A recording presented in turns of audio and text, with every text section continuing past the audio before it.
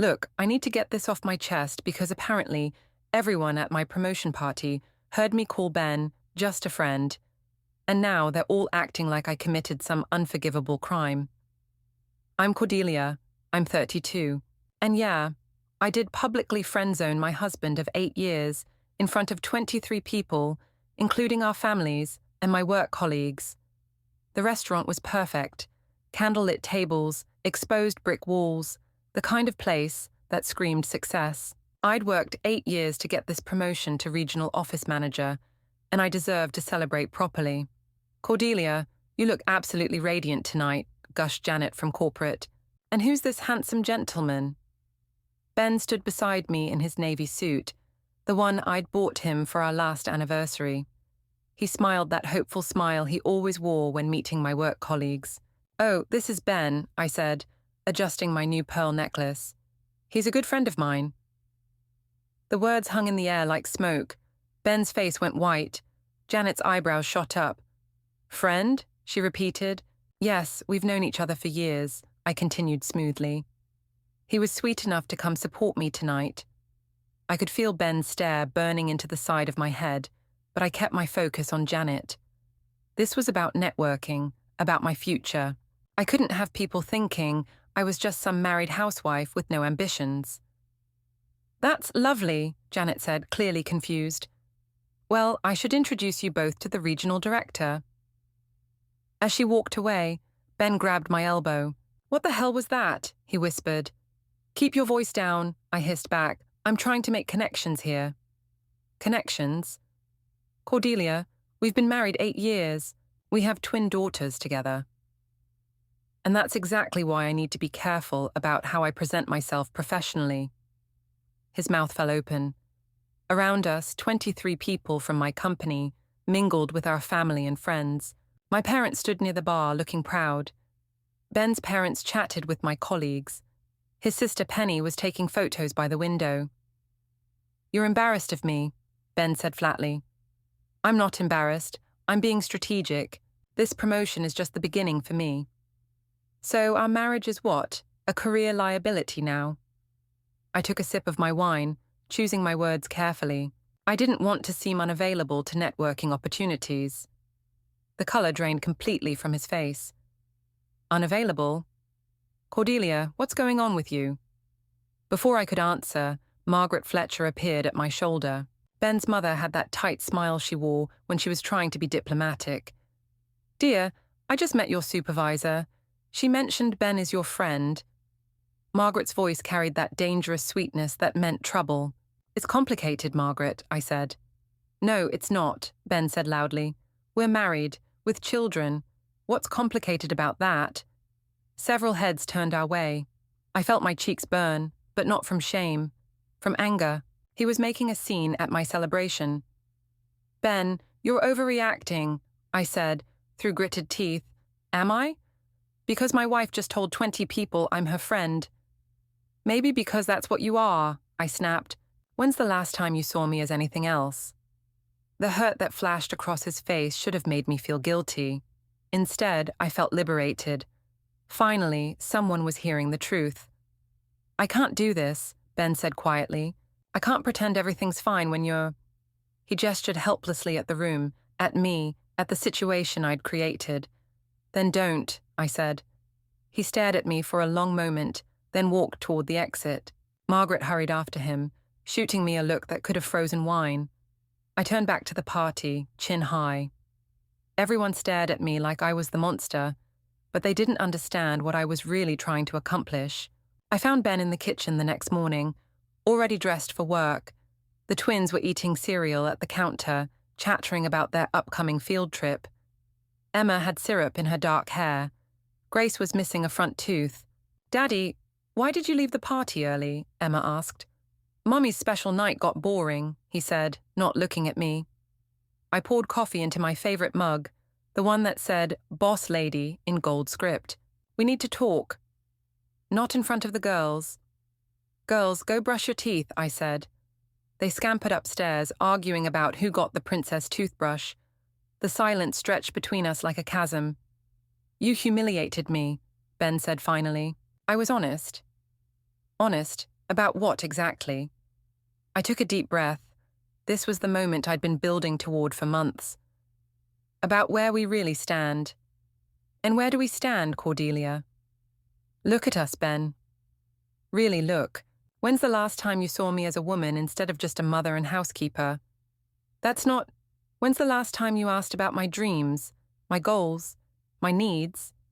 He set down his coffee mug hard enough to slosh liquid onto the counter. Is this about the promotion? Because I've been nothing but supportive. This isn't about the promotion. This is about me finding myself again. What does that mean? I'd practiced this conversation in my head so many times. I'd imagined feeling nervous or guilty. Instead, I felt calm, determined. I've been seeing someone. The words hit him like a physical blow. He actually stepped backward. Seeing someone? His name is Lysander. He's a trainer at my gym. Ben's face went through a dozen emotions in seconds. Shock, hurt, anger, disbelief. How long? 4 months. 4 months. He repeated it like he couldn't quite process the information.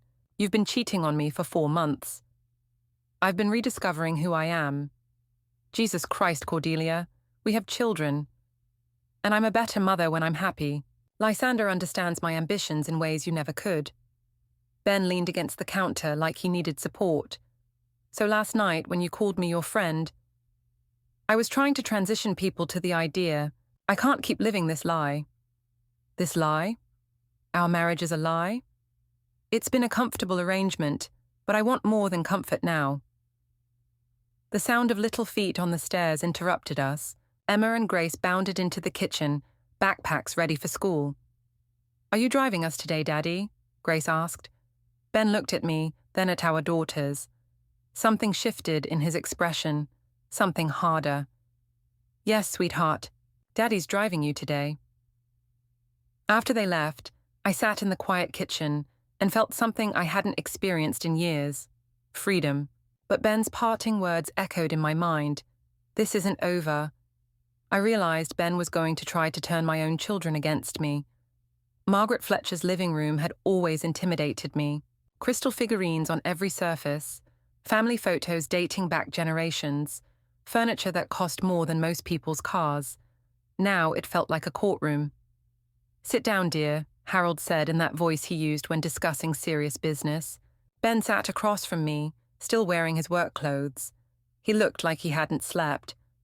Margaret bustled around, offering tea and cookies, as if sugar could fix what was broken. We need to discuss your situation, Margaret began delicately. My situation is that I'm finally being honest about my marriage.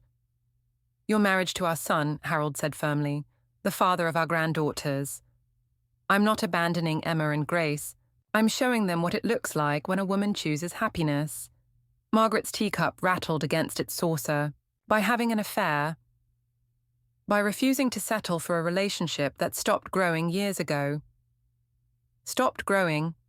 Ben spoke for the first time since we'd arrived. I've worked 60-hour weeks to support this family. I've never missed a school play or a soccer game.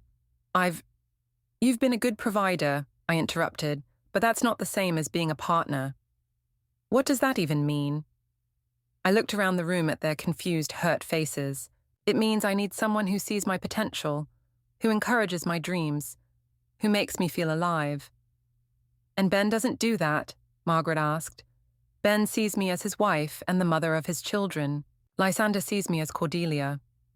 Harold leaned forward. Young lady, I've been married to Margaret for 36 years. Marriage isn't about feeling alive. It's about commitment. It's about settling for less than you deserve. The front door slammed, and Penny walked in carrying a bouquet of flowers. Ben's sister stopped short when she saw the tension in the room. What's going on? Cordelia is explaining why she's destroying her family, Margaret said, her diplomatic mask finally slipping. Penny looked between us, processing. The friend thing at the party wasn't an accident, was it? No, it wasn't. Jesus, Cordelia, you've lost your mind. I've found my spine. Penny laughed, but it wasn't a happy sound. Your spine? You mean your ability to hurt people who love you? People who love the version of me that makes them comfortable. The version of you that's a good mother and wife.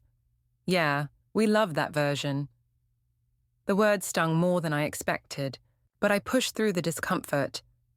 I've sacrificed everything for this family. My career ambitions, my social life, my sense of self. I won't do it anymore. No one asked you to sacrifice anything, Ben said quietly. You didn't have to ask. It was expected.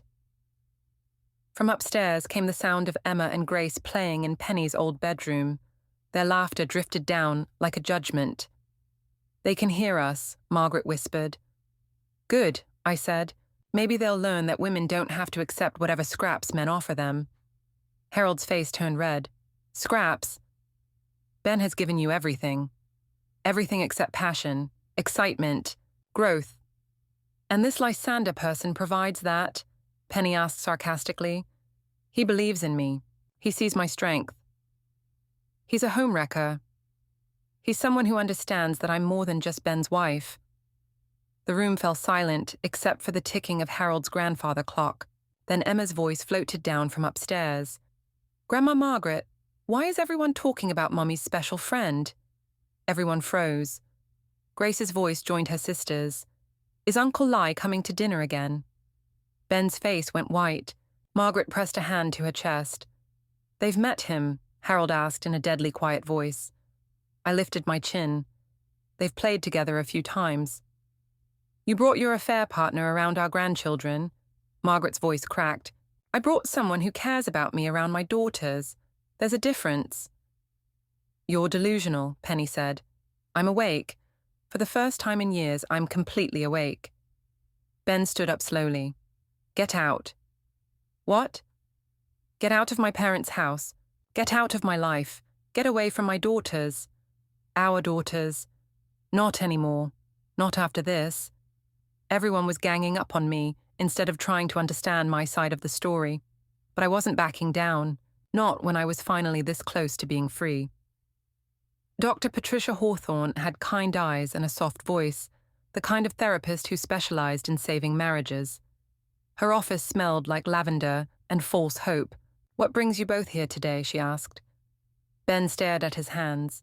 I straightened in my chair, ready to finally have someone neutral hear my side. My husband is having trouble accepting that our marriage has evolved beyond traditional boundaries. Evolved? Dr. Hawthorne's pen hovered over her notepad. I've been exploring a connection with someone else, someone who understands my needs in ways Ben never has. You mean your affair? Ben said flatly. I mean my personal growth journey. Dr. Hawthorne nodded thoughtfully. Ben, how do you feel about Cordelia's exploration? She cheated on me. She humiliated me in front of our families and friends. She's confusing our 6-year-old daughters by bringing her boyfriend around our house. Those are the facts, I said, but they don't tell the whole story. What story would you like to tell, Cordelia? Finally, someone willing to listen. For 8 years, I've been shrinking myself to fit into Ben's idea of a good wife. I gave up my ambitions, my dreams, my sense of adventure. I became this domestic creature who existed only to serve other people's needs. That's not true, Ben protested. Isn't it? When's the last time you asked what I wanted? What excited me? What made me feel alive? I thought you were happy. You thought I was content. There's a difference. Dr. Hawthorne leaned forward. Cordelia, can you help us understand how your relationship with Lysander fits into this narrative? Lysander sees my potential. He encourages my ambitions. He treats me like a woman, not just a mother and housekeeper. And how does this make you feel? Alive, valued, seen. But what about the impact on your family? Dr. Hawthorne asked gently. I'm showing my daughters what it looks like when a woman refuses to settle, when she demands to be treated with passion and respect. Ben's laugh was bitter. You're showing them what it looks like when someone destroys everything good in their life for a fantasy. It's not a fantasy. It's authentic living. Dr. Hawthorne made some notes. It sounds like you both have different perspectives on what went wrong in your marriage. Ben, Do you feel you contributed to these problems? I held my breath. Finally, a professional was asking the right questions. Maybe I could have been more attentive, more romantic, but I was working hard to provide for our family.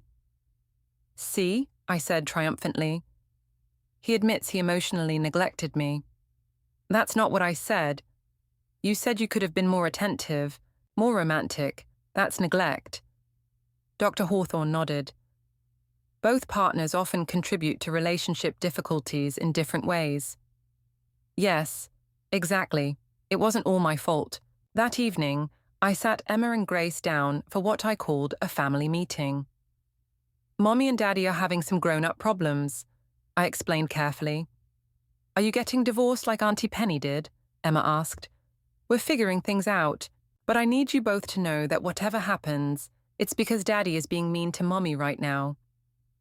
Daddy's not mean, Grace protested. He's trying to stop Mommy from being happy. That's a kind of mean. But why?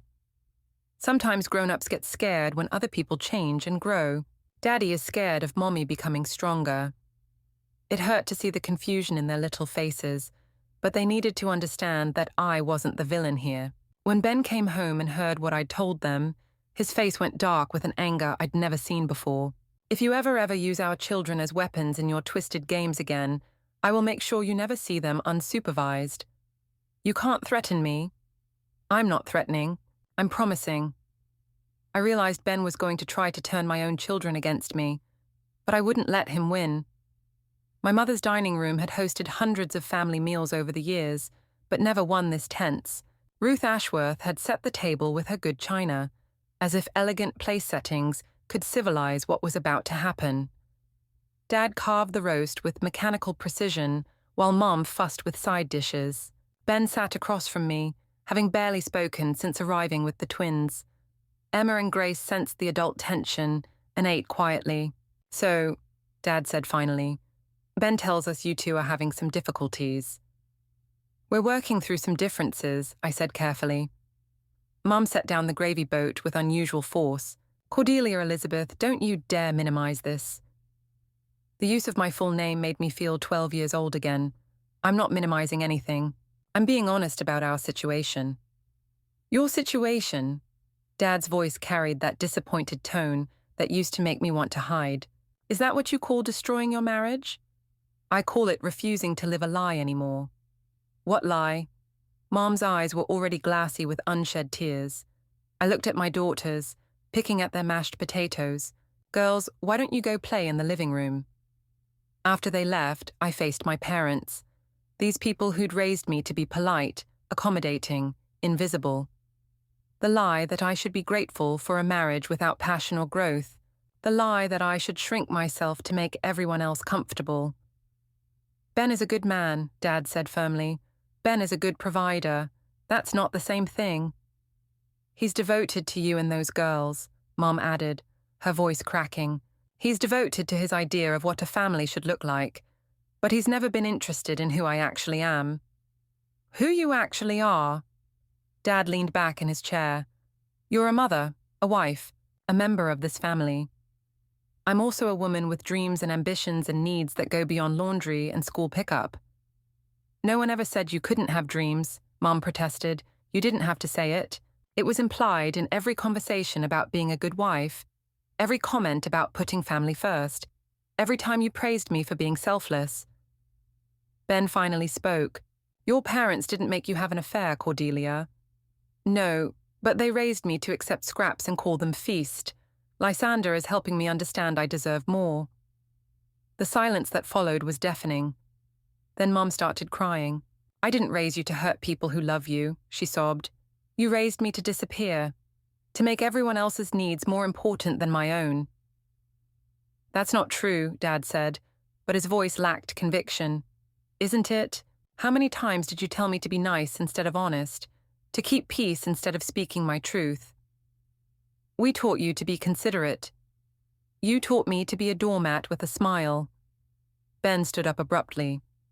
I can't listen to this anymore. You're rewriting history to justify destroying our family.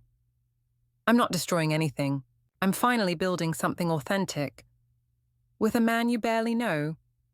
With a man who sees my potential instead of trying to diminish it? I never tried to diminish you. You never tried to elevate me either. Dad slammed his hand on the table, making the china jump. Enough, you're talking nonsense. I'm talking truth, and none of you want to hear it because it makes you uncomfortable. Mom wiped her eyes. What about Emma and Grace? What about their needs? They need to see their mother living authentically, not pretending to be happy in a dead marriage. So you're going to parade your boyfriend in front of them? The question hung in the air. Through the living room doorway, I could see my daughters building a blanket fort, their innocent laughter a stark contrast to the adult drama surrounding them. If necessary, yes. The sharp intake of breath from everyone told me I'd crossed another line, but I was tired of tiptoeing around their sensibilities. You're going to traumatize those children, Mom whispered. I'm going to show them what it looks like when a woman chooses happiness over conformity.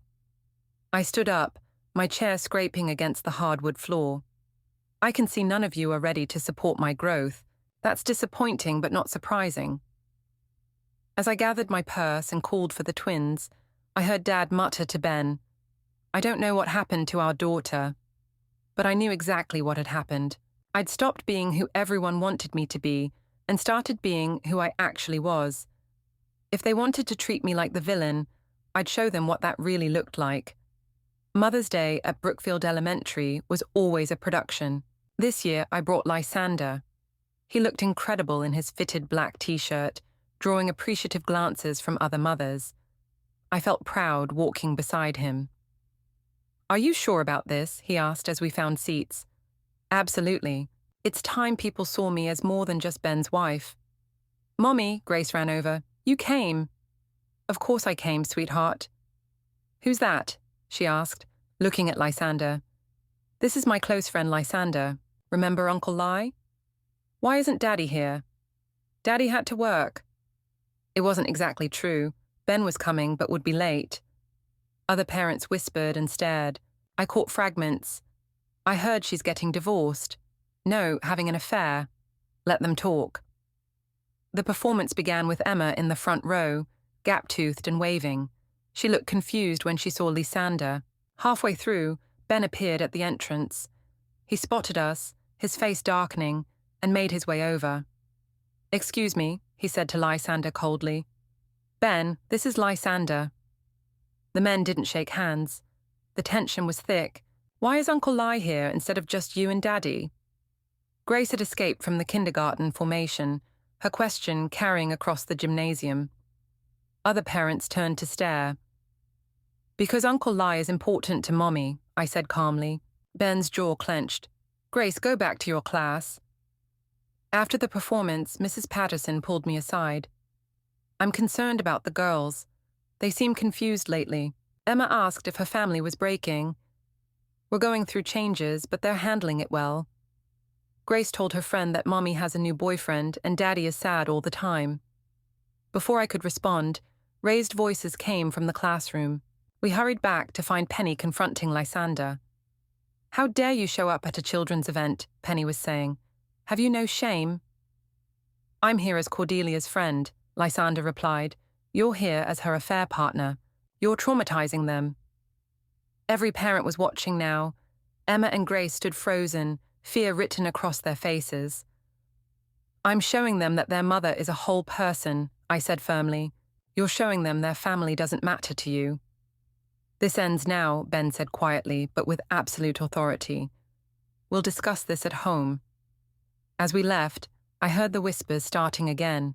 Everyone was judging me for finally being happy, but I refused to apologize for choosing authenticity over their comfort. The family courthouse smelled like disinfectant and broken dreams. I sat beside my lawyer, Patricia Morrison, watching Ben across the aisle with his attorney.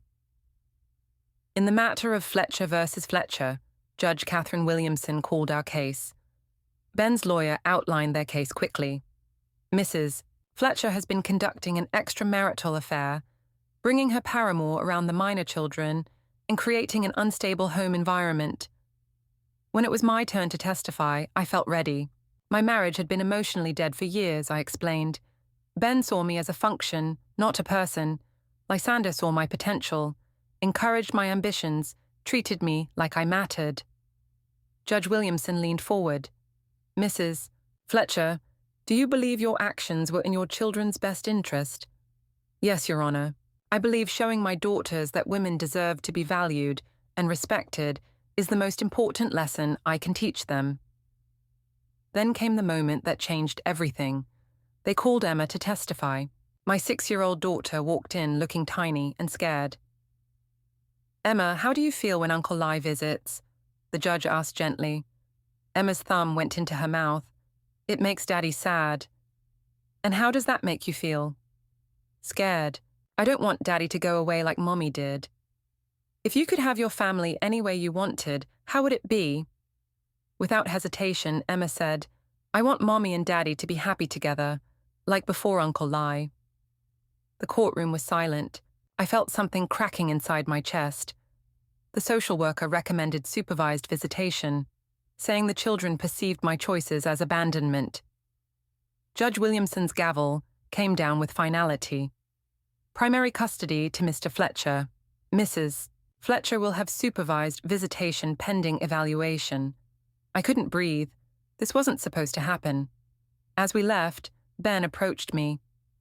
Come home. End this madness. We can try to fix what's broken. For a moment, I almost wavered, but then I thought about Lysander, about the woman I'd become. I can't go backward, Ben. I couldn't believe they were punishing me for refusing to live a lie anymore. I came home to find everyone waiting. Both sets of parents, Penny and Ben. An intervention. This is your last chance, Ben said without preamble. Choose your family or lose everything. I won't be blackmailed into living a lie. Emma asked if it was her fault Mommy doesn't want to live with them, Penny said quietly.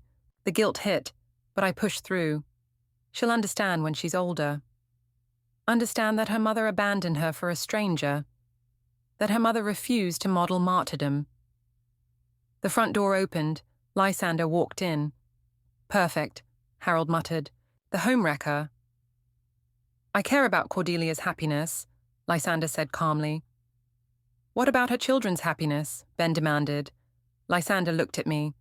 Do you want me to leave? This was it, the final choice. Number stay. Ben's face went white. You're choosing him over your daughters. I'm choosing authenticity. You know what's saddest? Ben said. I would have done anything to make you happy. If you'd just told me what you needed instead of running off with the first person who paid you attention. I tried for 8 years. No, you built resentments and convinced yourself I was the enemy, but I never stopped loving you. Never stopped. Past tense. Everyone started leaving. Margaret stopped at the door. I always thought of you as a daughter. I'm mourning that daughter today. Suddenly, Harold collapsed upstairs, clutching his chest. Call 911, Margaret screamed. As paramedics worked on him, Emma and Grace appeared in their pajamas. Is Grandpa Harold going to die? Emma whispered. I looked at her tear-stained face, at Ben following the stretcher outside. I don't know, sweetheart. But I knew something else. I had finally become exactly who I wanted to be, and it had cost me everything.